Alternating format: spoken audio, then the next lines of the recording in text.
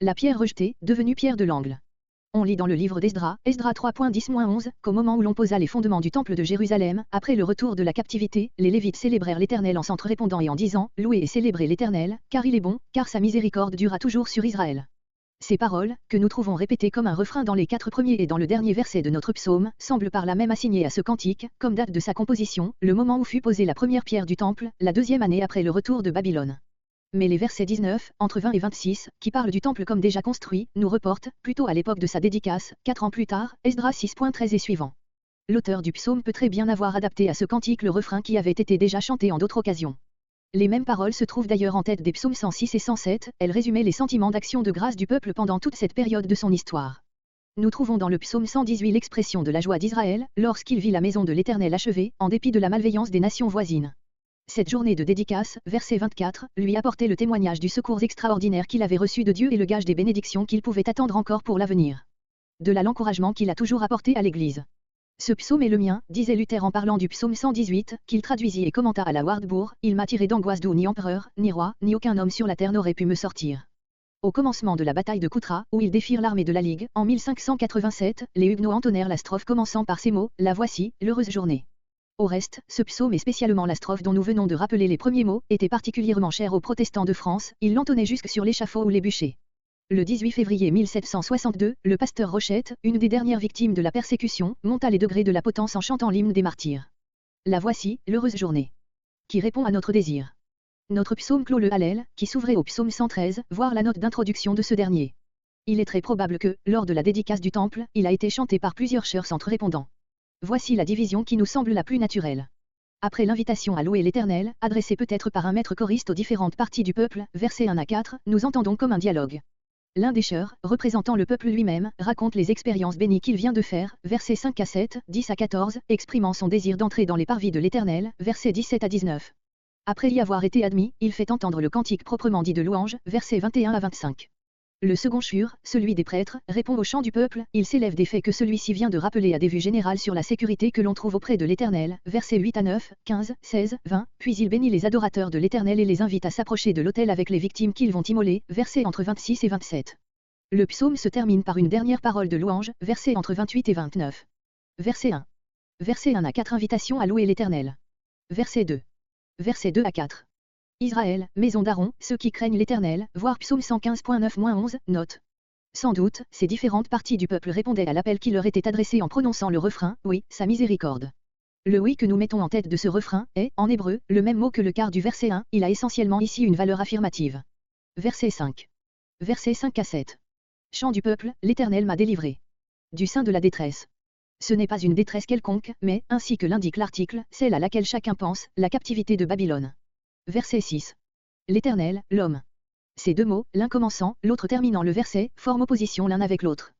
Si puissant que soit l'homme, combien il est peu de choses à côté de l'Éternel. On comprend quel encouragement une telle parole donnait à Luther, qui, dans sa retraite de la Wartburg, savait que le pape et l'empereur unissaient leur pouvoir pour l'anéantir.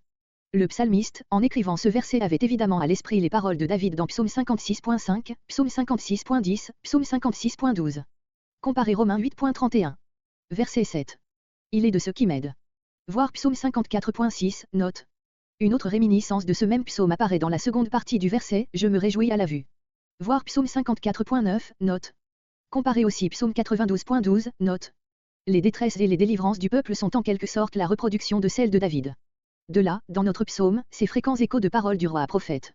Le livre d'Esdras, chapitre 1 à 6, raconte combien d'entraves furent apportées à la construction du temple par les voisins d'Israël, irrités de son retour. Plus les difficultés avaient été grandes, plus le peuple jouissait du résultat obtenu et de l'impuissance des envieux. Verset 8. Versets 8 et 9 churent des prêtres. Verset 9. Les grands. On sait combien l'appui même du roi de Perse était vacillant et peu durable. Verset 10. Verset 10 à 14. Chant du peuple, qui se sent plus que vainqueur, puisque sa force est en l'Éternel. Les nations l'ont environné. C'est à la fois une allusion à un fait qui a réellement eu lieu et une sorte de défi jeté à ces mêmes nations pour l'avenir. Aussi plusieurs traduisent-ils, que les nations m'environnant. Elles l'ont fait, qu'elles le fassent encore, je les détruirai. Verset 12. Comme des abeilles, en aussi grand nombre et avec le même acharnement, Deutéronome 1.44. Comme un feu d'épine, qui brille un instant, mais pour s'éteindre subitement. Verset 13. Tu m'avais poussé. Ici le peuple s'adresse au plus redoutable de ses ennemis, la puissance babylonienne, qui semblait lui avoir donné le coup de mort. Verset 14. Ma force est mon chant de louange, citation textuelle du Cantique de Moïse, après le passage de la mer Rouge, Exode 15.2. Verset 15. Verset entre 15 et 16 Chur des prêtres. Dans les tentes des justes, allusion aux chants qui s'élevèrent du camp d'Israël, après la grande délivrance que vient de rappeler le verset 14, les mêmes chants continuent à s'élever du sein du peuple, qui peut être appelé juste, tant qu'il marche dans la voie que Dieu lui trace. Verset 17. Verset 17 à 19. Chant du peuple, ouvrez-moi les portes de la justice. Je ne mourrai pas. Au milieu de sa joie, Israël n'oublie pas qu'il a été tout près de la mort, que même maintenant tout danger n'est pas écarté, mais il sait que Dieu le fera vivre, comme un témoin de ses œuvres. La note de l'humiliation se fait entendre dans la mention du châtiment, verset 18. Verset 19. Les portes de la justice, les portes du sanctuaire, qui donnent accès auprès du Dieu de justice, en présence duquel Israël apprend à connaître et à pratiquer ce qui est juste. Il s'agit évidemment pour le peuple des portes du parvis, la seule partie du sanctuaire où il put pénétrer. Verset 20. Chur des prêtres. Les justes voir versets entre 15 et 19, note. Verset 21. Verset 21 à 25. Chant de louange du peuple, admis dans le parvis. C'est ici que s'exprime la pensée principale du psaume. Verset 22. La pierre qu'avait rejetée. À la vue de l'édifice terminé, le peuple rappelle le découragement qu'avaient éprouvé plusieurs de ses chefs, au début de l'entreprise, en comparant les modestes matériaux du nouveau temple aux assises grandioses du temple de Salomon, Esdra 3.12. Ces matériaux méprisés n'en sont pas moins devenus les pierres angulaires d'un temple de l'Éternel. Cette remarque cependant n'a de valeur qu'en tant que le peuple voit dans ce fait une image de ce qui s'est passé pour lui-même. Il a passé pour la plus méprisable d'entre les nations, la moins capable de jouer un rôle dans le monde, Dieu n'en a pas moins fait de lui le peuple auquel, un jour, l'humanité tout entière devra le salut. Nous ne pensons pas que, dans cette application de l'image, il faille donner une importance spéciale aux mots ceux qui bâtissaient. D'une manière générale, on peut y voir une désignation des maîtres du monde, à cette époque-là. Mais tout l'accent est ici sur le fait que ce qui semblait devoir être mis au rebut occupe la place d'honneur.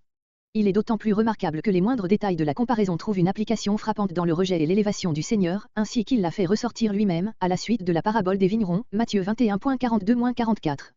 Rejeté par ceux qui bâtissaient, les chefs religieux du peuple, il est devenu la pierre de l'angle de l'édifice que Dieu construit, pour le remplir de sa présence, Éphésiens 2.20-21, Acte 4.11, une pierre 2.7. Comparez Ésaïe 28.16. La maîtresse pierre de l'angle, Hébreu, la tête de l'angle. Verset 24. La journée que l'Éternel a faite. Le relèvement du temple, image du relèvement d'un peuple qui semblait à jamais perdu, est un tel miracle, que la journée mise à part pour célébrer cet événement porte au plus haut degré le sceau divin. Ce qui est dit ici peut être à plus forte raison du jour de la résurrection du Seigneur, où l'on put voir relever en 3 jours le vrai temple de Dieu, détruit par les hommes, Jean 2.19-21, c'est avec raison que, dans l'église anglicane, ce psaume est envisagé comme un cantique de Pâques. Verset 25. Je te prie, même exclamation que psaume 116.4, psaume 116.16, voir la note de ce dernier verset. À la louange, le peuple joint la supplication humble et confiante, car, à vue humaine, sa position est encore bien précaire. Délivre, Hébreu, Oskiana. La particule na, qui renforce la supplication, daigne sauver, a fini, dans le langage populaire, par se fondre avec le verbe, formant ainsi le roséenne, que, dans les grandes fêtes, surtout à celle des tabernacles, des milliers de voix faisaient retentir comme une prière au Dieu du salut, en même temps que comme un hommage au roi qu'Israël attendait. Au jour des rameaux, les Maltatudes qui firent entendre cette exclamation en l'honneur de Jésus le désignaient par là même, aussi bien que par le titre de fils de David, comme le Messie, Matthieu 21.9. Verset 26. Verset entre 26 et 27 Chur des prêtres. Béni soit. C'est ici la réponse des sacrificateurs au peuple qui adore l'Éternel. Ces mots devinrent plus tard la salutation que les habitants de Jérusalem adressaient aux pèlerins qui venaient aux grandes fêtes. Le peuple, au jour des rameaux, joignit tout naturellement cette salutation au cri de « Roséenne ». Et c'est par ces mots que l'Israël converti des derniers temps accueillera son Messie, Matthieu 23.39. De la maison de l'Éternel. On peut se représenter le peuple remplissant le parvis et les sacrificateurs se tenant à l'entrée du lieu saint.